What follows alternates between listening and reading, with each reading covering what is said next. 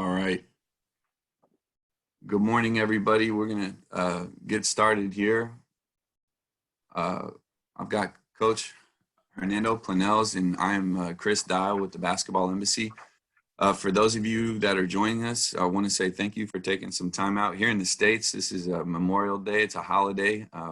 You people that are all over the planet, that just means that the Americans have found another day to not go to work. But Coach, I appreciate you sharing with us today. This is such an incredible opportunity for all of us to learn and share with you. And this is such a really odd set of circumstances that we're all navigating. So it just means a ton on behalf of the Basketball Embassy family, community, the global community down here in San Antonio. We consider ourselves pretty big basketball folks as well. And we're happy to have somebody that's had such an incredible association with programs like Duke on the women's side, Basketball New Zealand. Coach, you've been a speaker, an impactor all over the planet. So, for those of you watching, please use that Q&A function if you have questions for Coach throughout.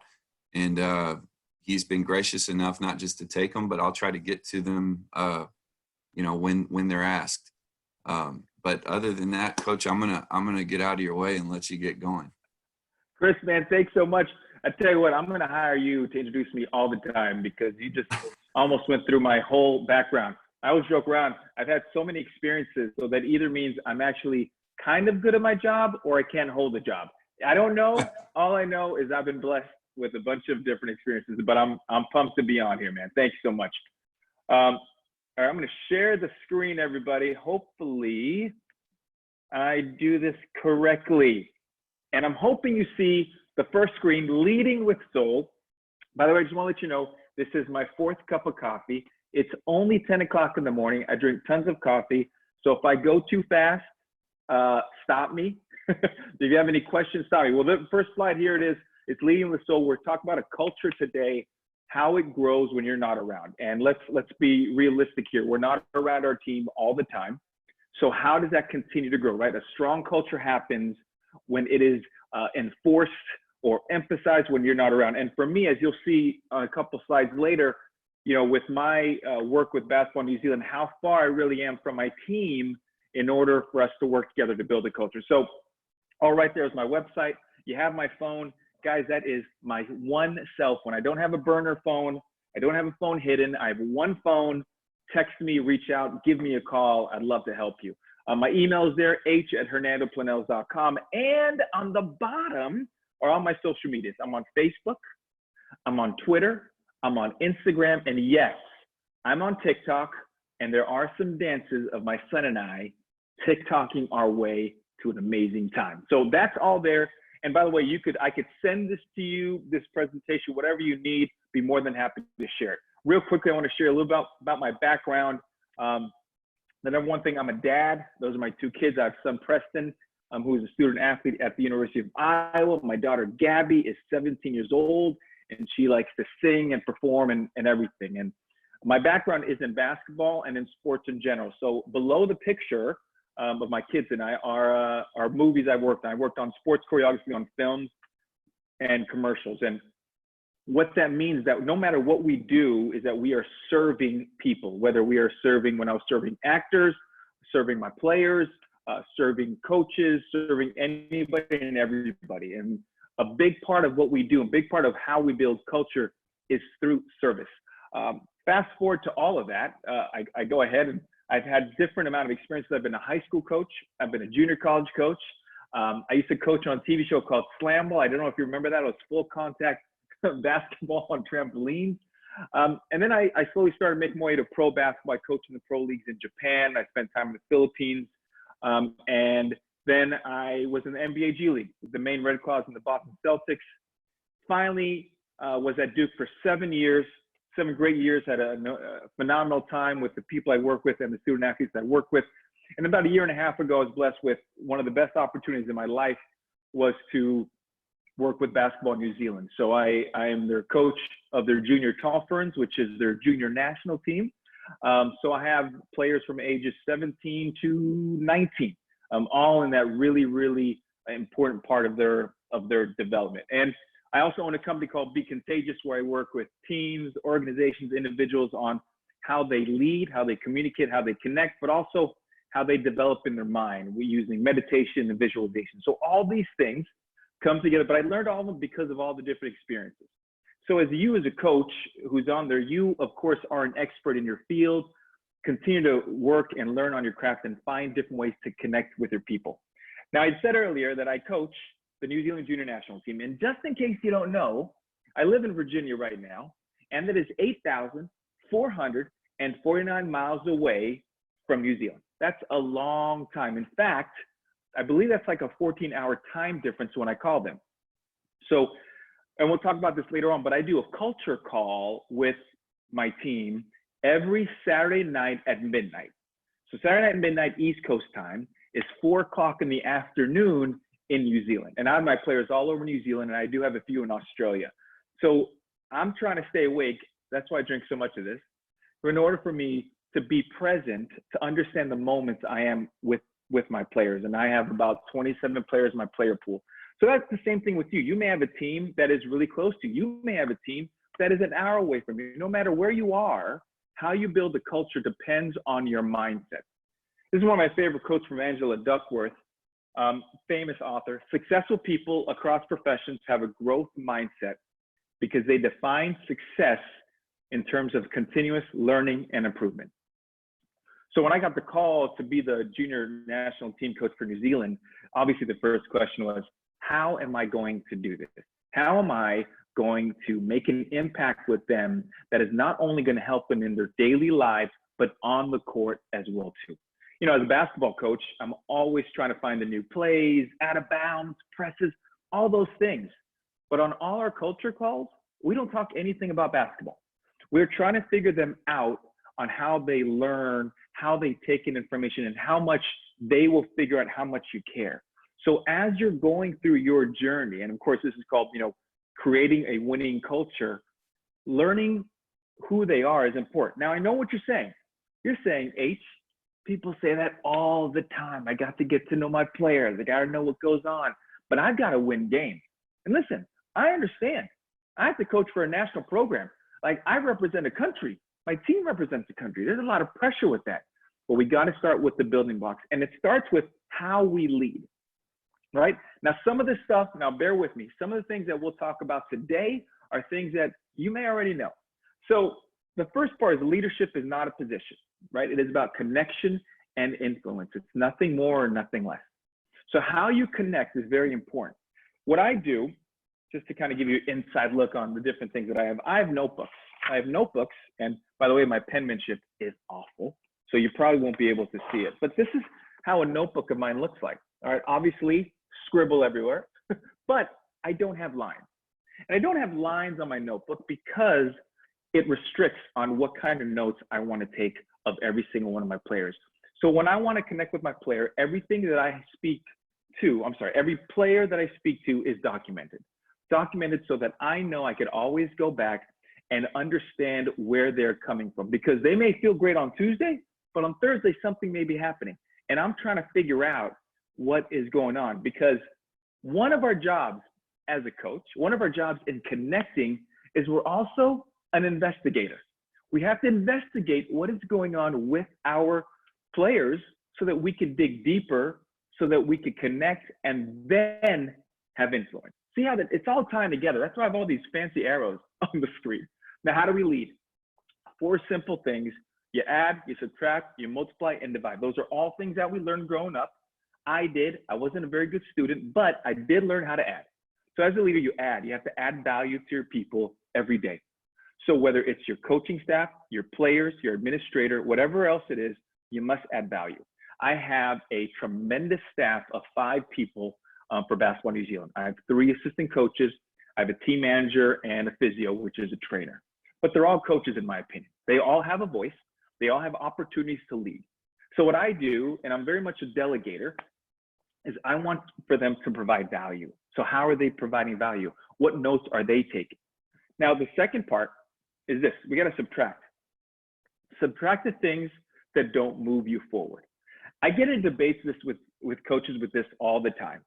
The only question I ask whether it's a player, whether it's a program, whether it's a culture, is will this help us be successful? Now, if it answers a yes, then boom, we're going to take it. If it's a no, you got to take that thing and subtract it. Take it out. It's not good. You will be spending way too much energy on something that isn't good for you. Then we got to multiply our strengths. Multiply your strengths by developing them. Where are you falling short? Where in leadership are you not able to connect and communicate? Find those things and develop them. You got to read. I'll throw about 3 books that I read, because this is very important. One of the books I read, Leaders Eat Last, right? Yeah, Leaders Eat Last by Simon Sinek. It is a great book. I'm actually a big fan of Simon. I said Simon like he's a good friend of mine. I don't know him, but this book is phenomenal. The next book I read, boom, 59 Lessons by Fergus Connolly. He is a coach who has been in the Special Forces, who has also been around American football teams, rugby, lacrosse, etc. And the last thing is I read a book called Making Marriage Simple. Now, I know what you're saying, Hernando, but you're not married. Correct. But in a marriage, you earn and you learn the best things about connection and communicating. You understand empathy more than ever. You understand patience, which I know is really, really tough because I was married at one time. The last part of this is we got to divide our weaknesses by delegating them. So self-awareness is huge. How are you understanding what your weaknesses are and then giving them out? And how do the people that you surround yourself help you with it? All right, as a coach, I'm a delegator. As a coach, as a head coach for New Zealand, I go ahead and I'm able to go ahead and find my staff on what they do well. I have a George Robinson, one of my coaches, tremendous X's and O's individual. So what does he do? He does most of that. I have Shay. Shay is phenomenal at understanding team chemistry, team energy, and building them up. Now I have another assistant, Bronwyn, who has a great pulse on the team. I call her the basketball whisperer. Sometimes your staff doesn't have to be great basketball or sports coach people. Sometimes they just have to be really good at what they do. Now, importance of culture. I've been in strong debates with other teams, with other people who would say, Coach, listen, I know you talk about culture all the time, but that's not going to help you win games. True, it's not going to directly help you win games, but what it will do, and it says right there in this amazing quote that I put down there, but when you have a great one, it is a foundation for organized talent to express itself. All right, you have talent on your team. No matter how great or how not so great that talent is, there is talent there. So what are we doing cultural-wise so they can express themselves so that it could spill over to the system that you run, whether it's offense or defense? Let's talk about today's athlete, everybody. First of all, before this, and I didn't put this in the slide, but I'm going to tell you right now, your athlete today, your Gen Z, I think it's Gen Z, athlete, only gives you 11 seconds of undivided attention. That is so mind-blowing, 11. All right, so that means when you go over like 3 minutes, they're out the door. I'm sorry. So when they're not engaged in your conversation, then we yell at them and we say, focus. Yeah, you get them back for 11 seconds. But what are we doing to connect with them all the time? This is why I talk a lot about connection in terms that we have to. Now, the reason why is look at today's athlete. And right there in the middle of the picture is my phenomenal New Zealand team. We went to the Oceania Championship, did very well, won silver. But here are some things. Today's athletes are raised differently than you and I. All right? I'm very old. I know. I have a little gray and I have no hair. So it's very different how they're raised, right? Before, when I would go on vacation, my dad wouldn't tell me, oh, no, I'm sorry. When we went on vacation, I got that all wrong. When we went on vacation, there was no choice. My dad was like, listen, this is where we're going and you have no say. I was like, all right, let's go. Now it's a collaboration. You know, families sit down and say, hey, where would you like to go? Where would you like to go? All these different things. So now they feel like they are part of the decision process. They also respond to connection and collaboration. 5-10 years ago, when you had MySpace, if any of you guys are that old, or Facebook, we would never add our players. Now they want to know what's going on in your family. They want to say, hey, coach, I saw that you had a barbecue and I can't believe you didn't invite me. They want that connection and collaboration with you. So we got to break down those walls. So from there, we got to recognize and harness it. I'm a big believer that you must bring your culture together. When you go to a new program, it's really hard to tear everything down and start over. What it is much easier, much more effective, is when you harness it all together and see how it grows. Now, why is that important? Because as a human, you have 4 basic needs. These are the 4 basic needs that are going to help your team connect. These are the 4 basic needs that allows your culture to be moving in a championship direction. The very first part is trust, right? At the heart of everything, it is trust. You must trust them and they must trust you. And you learn the trusting through questions that you ask, for being in the moment and noticing what is going on their everyday process. The second part is you need to be a hope dealer. No, I didn't say dope dealer. I said hope dealer. You need to give them hope in everything. You hope that they will get better. Because listen, as coaches, sometimes we go to a game and we're like, yo, I hope player A, I'm hoping he or she plays. So we've got to give that hope for them, which will then make them focus and be more in the moment with you and your culture. Give them a sense of worth. A lot of our players today don't have a great sense of worth. So what can we do to go ahead and be closer with them? Hold on, we got a question here. On the note of your social media mentioning and your athletes want to be connected to you, do you think coaches should befriend athletes on social media for the season or for life? Great question, anonymous attendee. I don't know who you are, but I'm going to answer that question. Do I think coaches should befriend athletes on social media for the season or for life? I think it's for life, right? We're going to go ahead and be there for the life. You know, as a recruiter, when I was at Duke, we always would sell, and yes, we're selling every single day, but we're selling, you know, your Duke education is for the next 40 years of your life. And that's what a lot of universities recruit. So when you befriend them, when you friend them on social media, you're able to go ahead and see what they do on an everyday basis, because you can't just keep them for the season. You want to be there, a guiding force in their life for the rest of their lives. Now, if you don't like what they're putting on social media, then it is our responsibility to mention it to them. And if they're part of your team, you should probably have some social media guidelines anyway. Hopefully, anonymous, I answered your question. So back to the 4 basic needs: trust, hope, sense of worth, and they need to feel competent. Notice the word competent. I didn't say they need to feel amazing, or they need to feel like they are an expert, or they need to feel like they're the best player in the world. They need to feel competent. Our former trainer at Duke, her name was Summer. She's no longer at Duke. Her father was a longtime American football coach for about 40 years. And one day him and I were talking, and I said, Coach, how do you make players happy? He looked at me and said, happy? Players are never happy. You just want to keep them content, right? So you keep them content by making them feel that they are competent. Ooh, that rhymes. That was pretty good. That was pretty good. Hold on, we had another question here. Brandon with the question. Brandon, it's great seeing you on here. Coach H, how hard is it to transition from on the floor coaching to a more tour coaching? It's not hard. Coaching is coaching. You know, who you are as a coach, right? We've talked about this before. As a coach, you are a psychologist, you are a you are a mom or a dad, you are all these things so that you can go be there for them. So it's about understanding the role and understanding that everything is really, really fluid, and everything you are sharing with them, they carry with them for the rest of their lives. So what I want you to do is I want you to go ahead and now see where your culture is. Current culture. These are questions I want you to ask when you look at your culture with everything. Current culture. Do you like the present culture? What are you concerned about it? And I'm sure, like any coach, you could write a long list of what you're concerned about.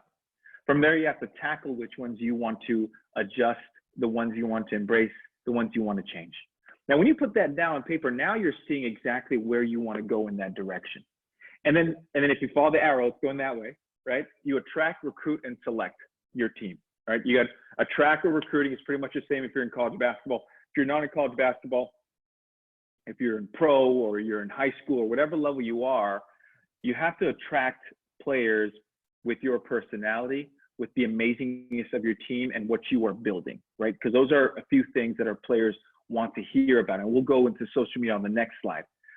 From there, you get a little squiggly circle line going down. You need, including no more than 2 Mavericks. I don't know if any of you are old enough to watch Top Gun, but if you are, it's a great movie. If you're not, you should probably watch it because Top Gun 2 is coming out next year. But there's a character, Tom Cruise, right there. His name is Maverick. Now, spoiler alert, if you haven't watched Top Gun, what happens, Maverick is truly a maverick, meaning he just flies everywhere. He is, he basically probably writes notebooks with no lines, just like me. So you can only have 2 Mavericks on your team. You only have 2 Mavericks who go against the grain a little bit. Any more than that, then we're in trouble. So what happens, you have your Mavericks, you have your team, now you empower your leaders. Who are those 2 or 3 people who carry out the message and the culture? And I'm talking about the 2 or 3 people, not on your staff yet, but the people on your team. Who are the carriers? Who carries your torch when it comes to culture? And then when it comes to your staff, you've got to make sure your staff is on the same page. And you've got to make sure they are saying things that echo what you say. And then you must share with your assistant coaches or staff for them to share as a group, as a staff group, so that we all know what's going on, so that we could all help serve our athletes. Today's communication looks like this, all right? First of all, there's a great picture of me. I was probably yelling at my players at Duke. And then on the bottom picture is actually a Zoom call I did with my team earlier. Actually, it was this weekend. But today's communication is, and these are all different icons. There's text messages. There's the Zoom icon. We have Facebook Messenger. We have WhatsApp. We have TikTok, Instagram, Twitter. I'm probably missing a lot of those. I would suggest there's not really one way to communicate. You know, there are different ways to do it. With my New Zealand team, we do primarily everything on Facebook Messenger. I do have one player from California, so she doesn't have Facebook. So she gets something by email all the time. WhatsApp I use a lot with my international teams that I work with or speak with. And I also share messages on Twitter, on Instagram, and everywhere else where your team can follow you. Because nowadays, oh, I didn't even put the Snapchat one on there, but nowadays you've got to be able to hit them at all different things. And if you're just one to just put like a quote and that's it, you need a little more feeling in it, guys. You just need a little bit more, or not, they will keep scrolling with it. I think I got a question again. Is there, oh, Chin, is there any WhatsApp group? There is. Go ahead and email me, and I think I give you a couple WhatsApp groups with coaches. I'm actually one. I have one in, I don't know where I am. Anyway, but we'll get to that, Chin. Don't worry about it. Make sure you get my number down. All right. Sorry, I went past the social media. Anyways, when you have the social media or how you communicate with your team, stay in touch with them, grab their attention.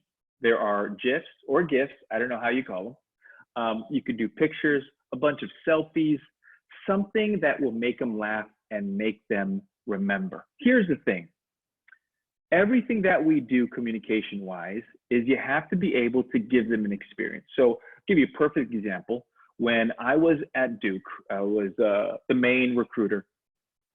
And I firmly believe that every single recruit you come in contact with, you have to give them an experience. So I never spoke to a recruit longer than 10 to 15 minutes because, first of all, that's a long time and they're not paying attention. I want to hear what they are saying, but I want to come in with so much energy that they're like, you know what, that Hernando guy, that H, he is full of life and I like him.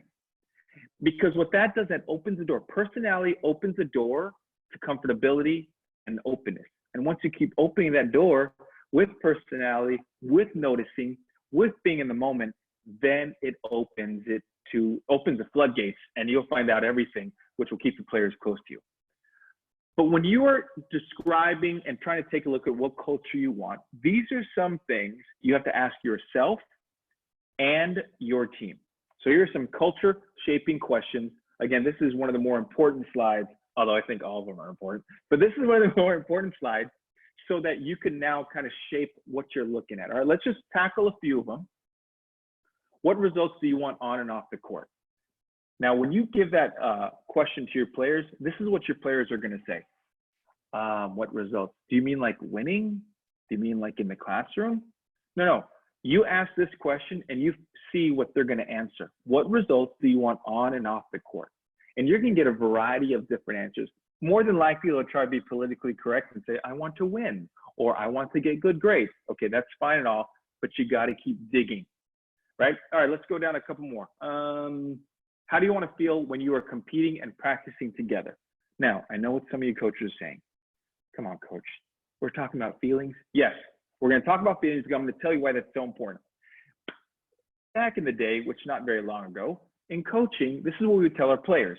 Hey, player A, before you come in this gym, you leave your problems out there. Don't bring them in here because I need you to be focused. And don't bring them here because this is your sanctuary so you could play and be peaceful. Coaches, I have to tell you about it. That's not the way it works anymore because they carry their feelings everywhere. So when you invite your players in, because that's what you're doing, you're inviting them on a journey to a championship. When you invite them in, you are inviting what's going on in their feelings on the inside. And we're able to speak with them, touch on it briefly, and have them play through it. Then all of a sudden they're able to learn how to be and how to behave. So when I ask the question, or you ask the question to your team, how do you want to feel when you're competing and practicing together? They're going to say things like happy, smiling, hard, tough, mad, every little thing that you can use to culture, that you can build your culture on. Because in essence, you are hearing the words they're saying because they are creating the culture that they want. And let's go down. What do you want your opponent to say about you? Are you tough? Do you rebound hard? Do you elbow? Like, oh, I don't want to play that team. No way. I don't want to play. Listen, when I was at Duke, I know what the knock was on our Duke team. They're soft. Happens all the time. You know, so when you hear those, how are you changing the narrative? How are you changing it so that you get to where you want your culture to be? Now, these are all questions that I've asked my New Zealand team. I asked this team to my last year or two at Duke. These are questions that I ask different teams that I'm able to speak to. What do you want it to look like? But then I also tell them, don't give me the same BS answer. And I apologize for partially cussing. Don't give me the answer that is politically correct, because here's the thing. The kids today, our athletes today are so much smarter than when we were, right? Our athletes today give us the answer that we want to hear. Now, yes, you have a few who just say whatever, but they're going to go ahead and try and find the right answer so they can just get away from the conversation. So you got to keep digging on how you shape your culture with it. All right, so now what? Now what do you do after that? All right, well, from here, hold on, we got a question. I love these questions. Guys, I love the questions. Thank you so much. Here we go. Matt, would I recommend these questions in person or online, as some people have bigger personalities or abilities to be more honest online?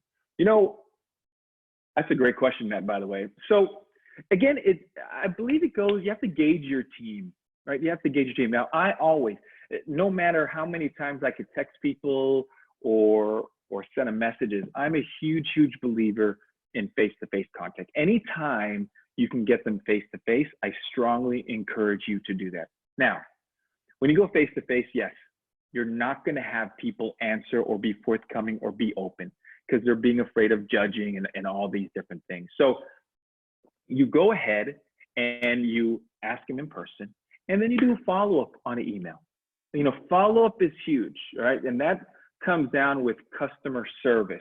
And again, this is sort of how I see things. Like, our players are our customers, and how can we constantly serve them? Well, if we have one conversation with them, we can't just have that one conversation and never have follow-up. Never. How do any of you are part of like email groups, and you know, you like buy something, or you went online and you thought it was a really cool product, so you gave your email address, and then they constantly follow up with you?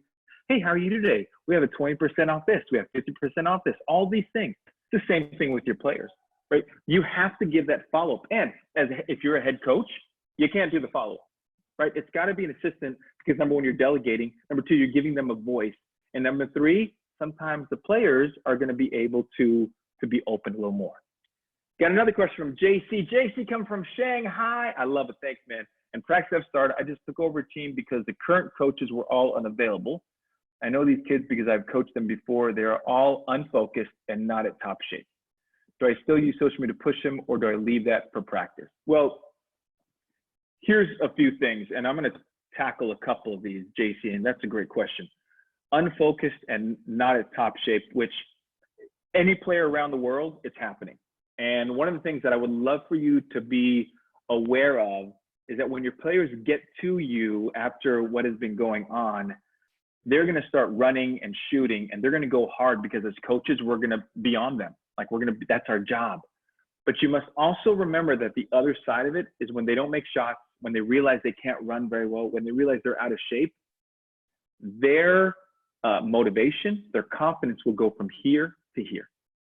So one of the things I suggest to you is, JC, when you're talking to your team, be aware on who is suffering confidence-wise, and use social media to maybe your tone could be more of a motivational part, meaning maybe get a quote from The Rock or from a movie. Coach Carter's a great movie, not because I worked on it, but it's a great movie. Different things like that, so they could go ahead and correlate and connect those two, right? Because now it's not just you saying you better run faster, or are you doing your push-ups? Now it's a character from a movie that is doing it for you.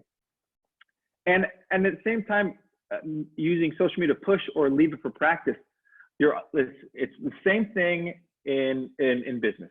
It's called ABC, always be closing. You always got to close, right? So when you're getting them to push them and you're sending motivational quotes or movie scenes, you're closing. When you're talking to them at practice, you're closing. When they're leaving front, you're closing. You're closing deals, and the deal is to get them on your same page so they feel motivated and inspired to do the things that you're asking. And Coach Emerito, how you doing, man? Do you ask these questions on the first, second, or third meeting? You know, I would suggest you break it up, and it depends on how long your meetings are, right? So if your meetings are long, you should probably have shorter meetings. But maybe two. I think two would be really, really good. Now, what would be really great is if you do a few in the first meeting, a few in the second, and a third on a text message or an email. And then what you're seeing who is going to gravitate to what. And that's sort of like what we talked about earlier, being an investigator moving forward. Great questions, guys. Keep it coming. I love it. Now, let's go back to after we do those questions, after we look inside of ourselves, you got to ask yourself, right? How are we communicating? Are we communicating with them on a regular basis? What I have found, and I don't know if it's in your experience, but like everybody under the age of 20, actually maybe 25 now, or maybe 30, I don't know. All they want to do is FaceTime. Like I don't even get a regular phone call anymore. Now it's like a FaceTime. When I get a FaceTime, I'd be like, oh, who wants to see my gorgeous face? I'd be lying to myself. But now everybody wants to FaceTime. It is the craziest thing. So if they like FaceTime, let's do it. Perfect. All right. Are you digging deep enough when communicating? Now, digging deep is asking questions, yes. But when you're asking questions, can you please smile? Can you please not sound as businesslike? Right? Again, your audience, which are your players, are your coaches, everybody is in that mode on they want to share, but they want to feel comfortable in sharing. So it is our job as leaders, as coaches, to make them feel comfortable. Now, I know some of you may be saying, listen, I'm the head coach. I don't have time for that. I get that too. But if we just slow down just a little, you're going to find the time for all the little things. And if you're not finding the time, then let's talk to the staff and figure out where they could fit in so they could help you with the time. And that goes to my one of the parts. Are you utilizing your staff well enough? And what are their communication duties? With the staff, especially, for me, my staff is in New Zealand, and I communicate with them, but they also know my players for a very long time. I'm considered the outsider. So I have to continually build the trust with my staff, even though sometimes like, no, I think I should do that. I'm like, no, I want so-and-so to do it because it's going to help them develop. And in turn, that coach will see that I trust them. And when that coach sees that I trust them, then they're more inclined to trust whatever I say to the team. Let's see. Am I guiding the discussion about where my team is currently and how my leaders can best influence the team? Yes. Are you shaping the narrative? We are in PR mode, everybody. And that's another job we want to add on to being coach. You are a PR director. How are you shaping the narrative to your team, to their parents, to the media? How are you doing it? These are questions we got to ask. All right. So, and all that is critical to your program's success. All right. That is a big part. Now, I know some of you are saying, H, like, I have to do all that. Listen, you do it already. It just may not be as organized. You do it already, but maybe you don't utilize your staff well enough. You do it already, and maybe everything is going so fast because you have your own family as well too. I understand all of that. But the more we continue to improve ourselves, and that goes back to our very first quote we talked about with Angela Duckworth, we're constantly in that growth mindset, then we grow from it. We spend a lot of time as coaches watching plays, watching offense, defense, watching different strategies. Yes, and I love it. But are we also doing that on the mental side? Some of you have heard this story before, but when I first got to New Zealand, I have a great assistant coach. She's awesome. Her name's Shay, and Shay loves X and O's, wants to be in it, loves the thick of it. So she comes to me and she's like, this is maybe like a Monday. She's like, H, I can't wait. You know, when are we going to do this? When we do that? I'm like, well, you know, I want you're going to oversee out of bounds plays, and I'll put them in and you pick a few. And she was so excited. So she's like, okay, so can we talk about it now? I'm like, no, we'll talk about it Wednesday. But if you have any ideas, shoot me an email or text, great. So she shot me ideas. Wednesday comes around and she comes to practice and she's like, H, I'm ready. I got some out of bounds plays. I'm like, great. I said, I got a few that I want you to go ahead and go over. And she said, okay, great. Because where did you get these out of bounds plays? I'm like, well, what do you mean? She goes, did you get them when you were at Duke? Or were they in the NBA G League when you were coaching with them? Like, where did you get them? And I said, Shay, I got them 10 minutes ago watching YouTube, right? And she just rolled her eyes. But I said, not everything, preparation is important, but there are some things we have to prepare better. And we have to prepare the mindset of our players, and out of bounds plays and presses and 3-point shots. Those are all going to come in as long as we continue to kind of compartmentalize with them. I think I got a question here. Here we go. Got another question. Matt, if you're a coaching staff of one, then what? That's a great question. So here we go. If you're a coaching staff of one, this is what I want you to do. Number one, write down what your culture is and see what you love and what you don't like about it. Number two, that screen I had of about 10 culture asking questions, pick three. Pick the three most important ones to you that you want your players to say. And then number three, follow the ask yourself slide, which is the one that's on right now. And then from there, shape your culture. Now, if you have a lot of players, put them on a group chat or put them on somewhere so that you can all communicate them at a level, especially depends on what age they are with it. So this way you could do it. So what you're doing is you're basically hacking everything because you're a one-person show. So you're a one-person show, you have to be able to do it. Now, the hardest part about being one person that you probably, if there are parents involved as well too, there are some things which is going to lead me to my next comment, is that all these things you're doing with your players, parents have to be involved, because the parents who are sending you your kids, it's almost like you're a parent, like they're handing off their kid. So they have to buy in, they have to trust you as well too, which I know it's really, really, really hard, because I worked with all the parents when I was at Duke for 7 years, and it was difficult, but it was a great time. Anonymous attendee, will the slides recording be available to us? I believe, yes, I think you can go back in recording, watch that later on. These slides are always available to you. I'd be more than happy to email that to you. So that being said, that is the winning part of you kind of grow and winning your culture. There are a few other things that I believe that you can do that take some time as you were going. I mentioned earlier that I do a lot of meditation, mind mapping, and trigger words for our athletes. And one of the reasons why I'm big on it is that I've seen it work. My son is a college swimmer, and he worked a lot on the meditation and the visualization side. You see, because all of our athletes are anxious. they all have things going on mentally. And sometimes we just tell our players that they have to handle it, or they have to deal with it, or they have to talk to somebody. But I needed a sip of coffee. But when you teach them breathing techniques, when you teach them how to organize their mind, when you teach them words that will trigger them to play better, to focus more, to perform at a high level, what you're doing is you're training them for your program and training them for life. So I'll just go briefly with these, but hold on. I think I had a question here. Here we go. Question. Paul got your question. And then we'll talk about the mind workout.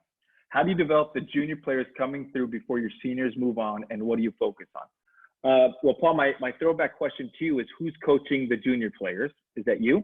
Or are you talking for me specifically, since I coach the junior team? So how do you develop the junior players coming through before your seniors move on? Or maybe you're talking about high school.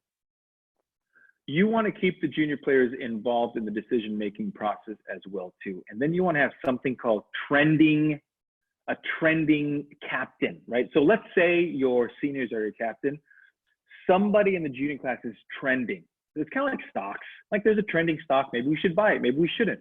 That trending person is feeling responsibilities and start kind of massaging their way into the culture that yeah, Paul said high school, massaging their way into what you're trying to build with your team. So it's that trending person, and it's great. It's a great honor for them. You know, you tell them like, listen, I really believe in you. I really see things in you that I think I'd like for you to be more involved with. And then you watch how they behave, and you watch how they grow from there. But you're asking specifically what to focus on with the juniors. I think you want to specifically focus on the juniors on how they lead, and are they making an impact to the sophomores and freshmen, and even the ones who are in their class or even older. So anytime you get your players to understand that in order to be a great leader, they have to change behavior, their own and others, then you could see who could be trending and could help you out with it. All right, let's go back to these mind workouts here. Mind mapping, I had a great, awesome opportunity 3 times to work with Adam Sandler on 3 of his films. And I learned mind mapping through him because he's a brilliant individual who understands business, people, and empathy, which is an awesome combination and hard to come by. So mind mapping really is just putting something in the middle of your goal. So let's say championships is your goal, and then having lines on where to get there and how to get there. Now, the reason why that's important, some of you may be saying, well, that's like just writing goals down on a piece of paper. It is, but you're training your mind because your athletes are on, like, let's say level A, and they all want to get to level B, but they have no idea what in between looks like. So when you give them a map, and you give them a map that they are openly involved with, because the questions that you ask, they will feel competent, which are one of our 4 basic needs. They will feel trusted, which is one of our 4 basic needs. They will feel hope, which is the number 3 of all the basic needs. Then they will start moving in that direction. So mind mapping. Now, what I've noticed about coaches is this: they'll do we will do something in the beginning of the year, and then no longer do it. We'll just leave it there. And just like when speakers come in, you know, when I go speak to a team, they're surprised that I speak to a team, and I give them services for like 2 or 3 months, because I don't want to just come in, speak, and then leave. That does nothing for your team. What is the follow-up that you, your staff, and the people involved are doing? Meditation, 4-4-2. That's basically the breathing. It's you breathe 4 seconds in, you hold it for 2, and you breathe out for 4. Now that right there is LeBron James. No, I haven't worked with LeBron James. But this is an actual picture when he was with the Miami Heat, and he was meditating during the game. All right, where I think it was, I don't know, it was a tie game or something, but he did breathing techniques. And what does that do? That calms your players down. All right, and I didn't put that in there, but visualization is another part of it as well too. Meditation visualization is very important, because how many of you have players who take a bunch of shots, who take maybe, let's just say 300 shots a day, and then come in the game time, they miss their shot, a wide open shot. You're upset. You want to get new players. Coaches are telling them they got to fall through, they got to bend their legs. All these things that are like tactical. It's not. It's here. It's here. This is the reason why they're missing a wide open jump shot, because They're thinking way too ahead. They're worried about what mom and dad are going to say. They're worried about being pulled out, all the things in their mind. So when you meditate and visualize, it helps them. And then trigger words is something, this is the Cambridge rowing team. And the Cambridge rowing team uses trigger words to get them back to focus. So if you have a player who isn't performing well in practice or in games, trigger words, and you pick whatever else it is, and I could send you more email about that. There's a program for it. But you go ahead, say the word, and it allows them to start over, pivot, and go in different directions so they can play better. These three things has to be is a strong term. I strongly encourage these three become part of your program in some way. And it doesn't have to be all three. Maybe it's one, but you could do breathing techniques before and after practice. You can do trigger words in a regular team setting. The same thing with mind mapping. Let's see here. Question. Tom, I'm honored that you're on here, Tom, but here it is. Greetings. I'm teaching, not preaching. Thank you, sir. How important is for you, for coaches to know whether or not the player had bad experience on a previous team or earlier participation? Do you agree it is important to know this prior to your first practice? So, Tom, great question. And a questionnaire, yes, would do it. So, whoa, how can I explain this without being way too philosophical? So the question was basically, should you know as a coach the bad experiences on a previous team?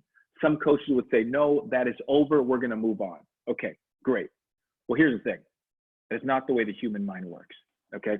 We carry our experiences from everything that we've lived to our current situation. So as much as they've had a bad experience and they bury it, it is going to come back up again in another thing. And I'm not saying we sit down and have a huge kumbaya session. That's not at all. I'm saying, okay, what was great for you and wasn't great for you? Because your players, your people, your customers are the ones who are going to go ahead and tell you how to treat, take care, and coach them. I'm going to say this again. Your people are going to tell you through their past experiences how to take care of them, how to grow, and how to coach them. All right. And I got that because it's right here in this book, Making Marriage Simple. And by the way, I don't make anything off these books, but they're great books because it comes down to this. Everything that has happened in my life affects me. There are things that trigger me that when someone else triggers it, I have to calm myself down. And that's just human nature, right? My son is staying with me, 17 years old. I haven't lived with him in 7 years. And he'll do some things that is starting to trigger me. And I'm like, why am I getting triggered? So I got to breathe, got to do my 4-4-2. I calm down. And then I'm like, all right, let's talk about this. So yes, it is very important. And yes, you could do it before your first practice. I think that's really, really good to do before first practice because then you're able to know and see where you want to take your program culture-wise. And the more they talk, the more they participate, the more it could be shaped better. Now, the follow-up question to that would be, well, what if my team doesn't want to participate? What if they're just quiet? Then we just got to keep digging because we are going to find a way. Another quick story. I know I have too many stories. The Spurs had a player, which the name escapes me, but he had a really rough childhood and they only communicate with him through text messages. That's the only way he would communicate. And it would be hard for him to speak, hard for him to take in conversation because of the way he was raised. Now, over time, he has improved and has done phenomenally well with it. But the point is that they were able to find a way he participates by meeting where he is on how to communicate with them. All right, now we got the mind workouts. The next one is this. First of all, you could have subtle ways to get your message across. All right, a great subtle way is the bathroom. And yes, if you're looking at this picture, he's in the bathroom, but there's a subtle reminder of what their culture is on the bathroom. Words of affirmation everywhere. That's where they are. So when they're doing whatever they're doing, they are reminded that your and their culture is there everywhere that they are. And it could be simple. It could be something as a word by the bathroom door, the locker room, whatever else it is. But now, reminder, do not just throw anything up there. You've got to be strategic. Got to strategize. Is that even a word? You have to do that in order for you to go ahead and get your message across. The second part is gratitude notebook for the team and individuals. Super important. You know, there's this saying called the attitude of gratitude. Number one, I don't believe it. Okay.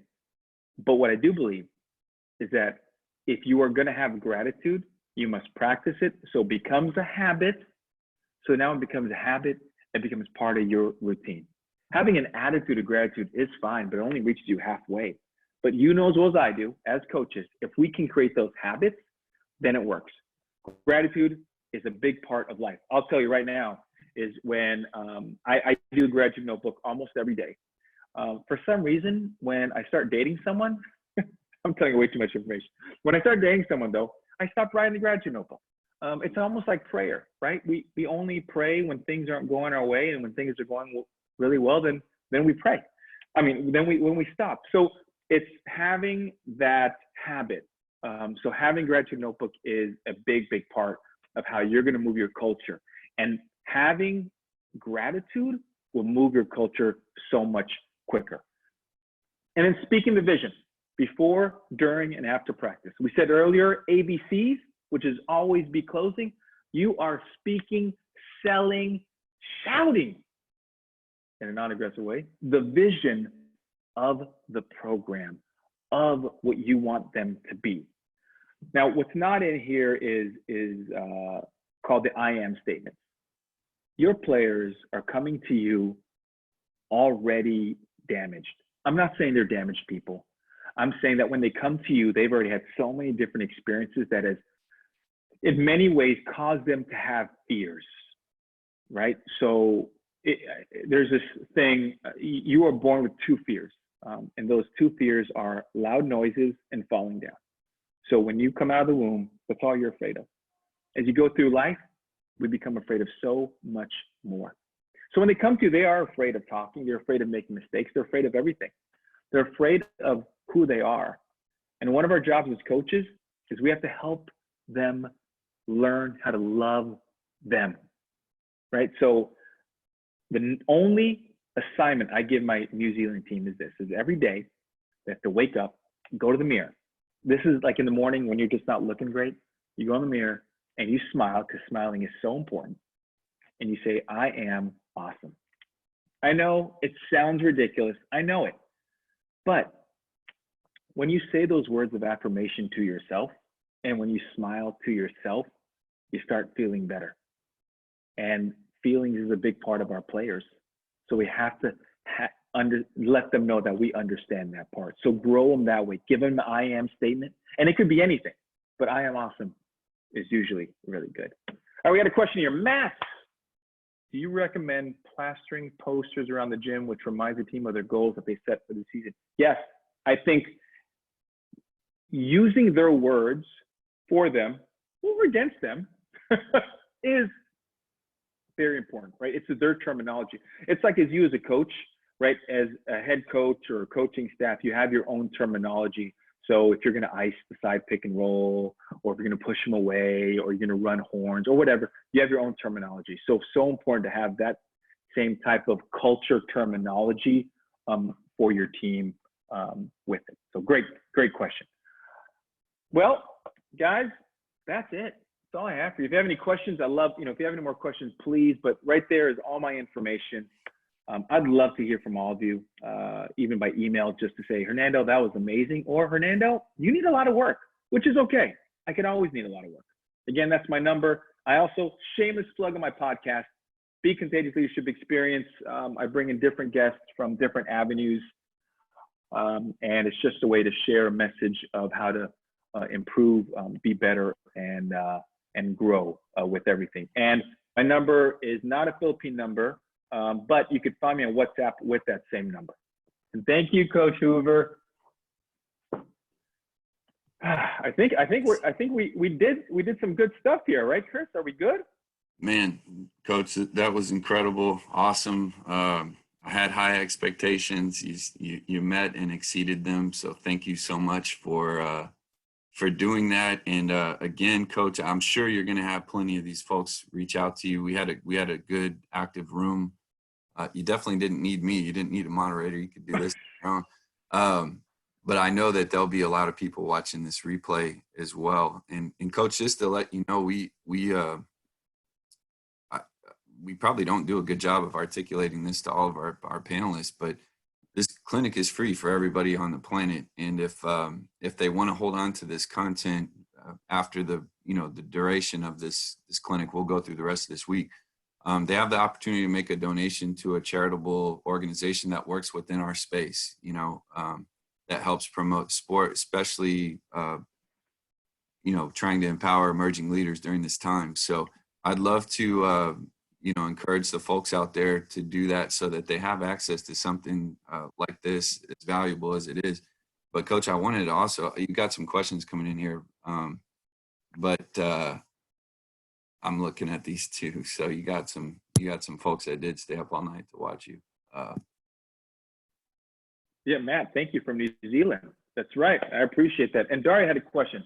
Yeah. You've been great around great actors, athletes, and coaches. What is the biggest difference you've seen from those that are successful in the business and those aren't? I really think he's asking, Daria, thanks for coming on, man. But I think it's really about relationship and connection. It's almost like karaoke, right? When you are a karaoke individual, like, it's not how great you sing, it's the performance. It's how you connect with the people. So I don't think there's a big difference. I have seen that the ones that don't connect well are the ones who don't make an effort, nor do they try and leave an experience, because you just have to, we live in a social media world, so you have to leave an experience for them to be like, you know what, I don't know if Fernando knows anything, but he's pretty energetic, So like when you have that, then it's even better with it. And Coach, I was going to comment on that as we get ready to sign off here. By the way, I'm going to check out your books, so I'd encourage all these folks to do that as well. And podcast, I'll be checking that out too. But Coach, I got to tell you, it is so refreshing to see just the passion and excitement that you have for what you do sort of exude through this screen. I mean, these Zoom things are tough because, I know how incredible you'd be in person, but it comes through on this, and I think it means a lot to a lot of people right now. And I didn't want that to go by without, without saying a really sincere appreciation for you and your heart and what you do.